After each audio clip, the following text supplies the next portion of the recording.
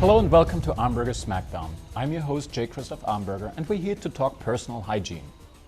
Pop singer Cheryl recently jumped on the Al Gore bandwagon, combating environmental Armageddon and reversing planetary warming trends one wipe at a time. One idea she spooled off the other day is for the government to put a limitation on how much toilet paper you're allowed to use at one sitting. Only 1 square per restroom visit, except of course on those pesky occasions where 2 or 3 might be required.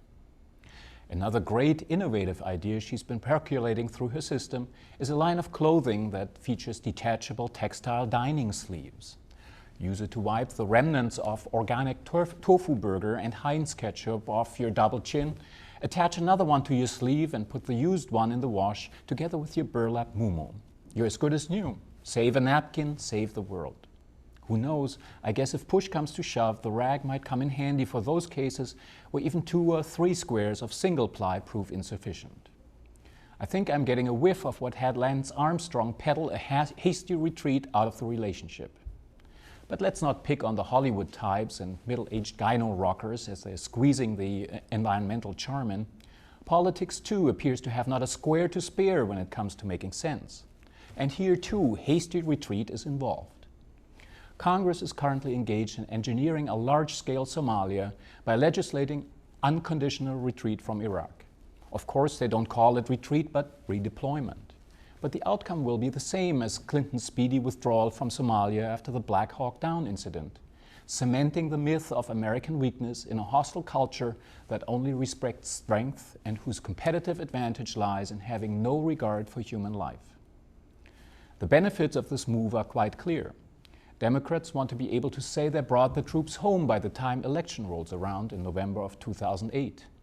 My guess is that redeployment needs to be finished within days of election day.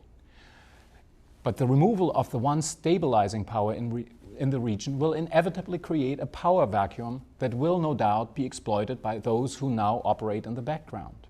Religious fanatics, militias, warlords, tribal chiefs, Al-Qaeda, and of course, Iran and Syria. The chaos that will follow may be instant and quite untelegenic. Luckily, since Americans won't be directly affected for a while, that will not make it onto television screens until after Election Day.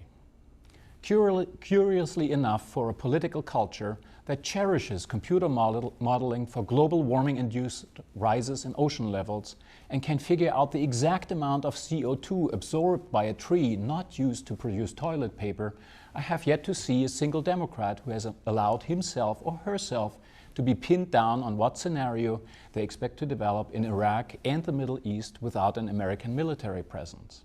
Even my favorite Democrat friend has carefully avoided to even hint at an answer to my question of what can reasonably expected to happen. I, in turn, am afraid to push for a reply. The answer I might get might be the political equivalent of a detachable dining sleeve on a pantsuit and involve the words Madeleine Albright and listening tour. This, after all, is not a peace movement, but really a no-war movement. It reminds me of a bumper sticker popular with German pacifists in the mid-1980s. It featured a quote from Bertolt Brecht: "Stell dir vor, es ist Krieg und keiner geht hin." Imagine there's a war and nobody shows up. The simplistic message, war can be avoided by simply ignoring it. But fortunately, even Brecht, who made his reputation based on his resistance to the repressive and murderous Nazi regime, to later throw in his lot with repressive and murderous East German communists, had a better grasp on the world than those who like to quote him. Because the quoted passage is not quite finished. Imagine there's a war and nobody shows up, then war will come to you. Who stays home when the battle begins and lets others fight for his cause has to be cautious. Who hasn't shared in the fight will share the defeat. Not even those will avoid fight who want to avoid it, because he will fight for the cause of the enemy who doesn't fight for his own cause. Hey, Brecht said it, and he was a socialist, so it must be true. For TaipanFinancialNews.com, I'm J. Christoph Armberger, wishing you a peaceful week.